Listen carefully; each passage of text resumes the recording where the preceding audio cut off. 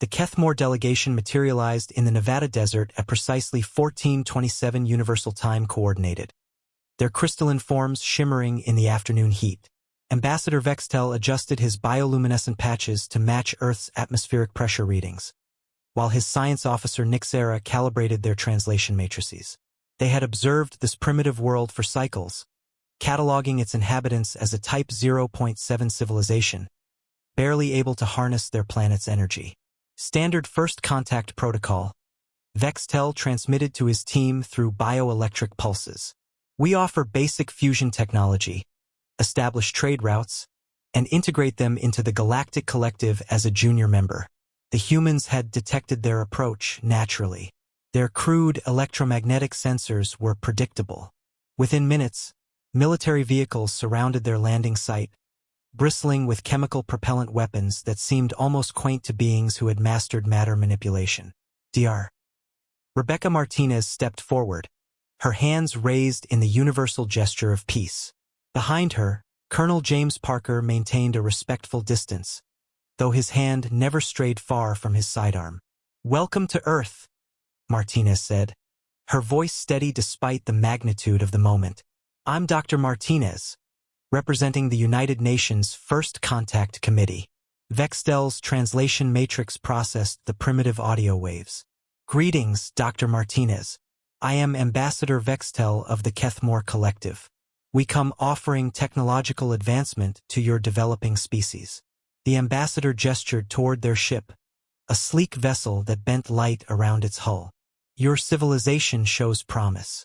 We offer fusion reactors, basic faster-than-light communication, and membership in our trade confederation."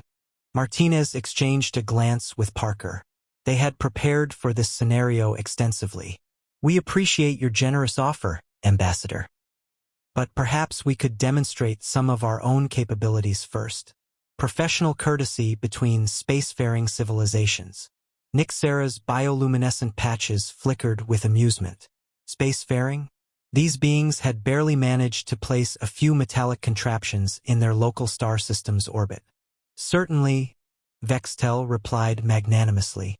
"Please, show us your most advanced achievements." Martinez nodded to Parker, who spoke into his comm unit. "Initiate Prometheus Protocol. Full demonstration authorized." 20 kilometers overhead, an object invisible to Kethmore sensors suddenly blazed to life. The International Space Station's experimental antimatter containment facility powered up, channeling precisely controlled annihilation reactions through magnetic field manipulators that Earth scientists had developed in secret. Vextel's patches suddenly flared brilliant white. "Impossible. Those energy signatures. Our orbital platforms are currently generating approximately 10 to the power of 15 watts, Martinez explained calmly.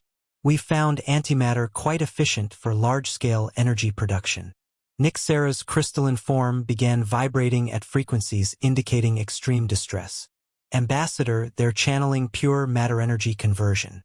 That's a Type 2 civilization capability." "How did they?" The demonstration continued. Across the planet, quantum entanglement communication arrays came online, instantly connecting every major city through unhackable channels that bypass spacetime entirely. Deep beneath the Pacific Ocean, massive gravitational wave generators began producing precise spacetime distortions, demonstrating humanity's mastery over the fundamental fabric of reality. "We've also made some progress in biotechnology," Martinez continued. In her laboratory in Geneva, artificially created organisms that existed in quantum superposition until observed began solving NP-complete mathematical problems in polynomial time. And our computational systems have proven quite robust. Vextel's entire delegation was now pulsing in synchronized panic patterns. Their ship sensors were detecting technology that shouldn't exist for another 1,000 years of natural development. Controlled black hole manipulation. Consciousness transfer between quantum substrates. Machines that could rewrite the laws of physics within localized spacetime bubbles.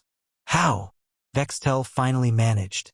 "Your electromagnetic emissions, your energy consumption patterns. You appeared to be barely beyond combustion-based civilization." Martinez smiled. We learned early that advertising our true capabilities wasn't always wise. The universe can be a dangerous place for those who appear weak, or for those who reveal their strength too early. Parker stepped forward, his demeanor now carrying subtle authority that made the aliens unconsciously retreat. The question now, Ambassador, is whether you'd like to discuss trade agreements between equals, or if you'd prefer to continue under the assumption that we need your guidance. Vextel's patches dimmed to the lowest respectful setting. The Kethmore had just encountered their first Type 3 civilization disguised as a planetary backwater. Please, he transmitted. We would be honored to establish diplomatic relations with your remarkable species. Martinez nodded graciously. Excellent. Shall we begin with cultural exchange?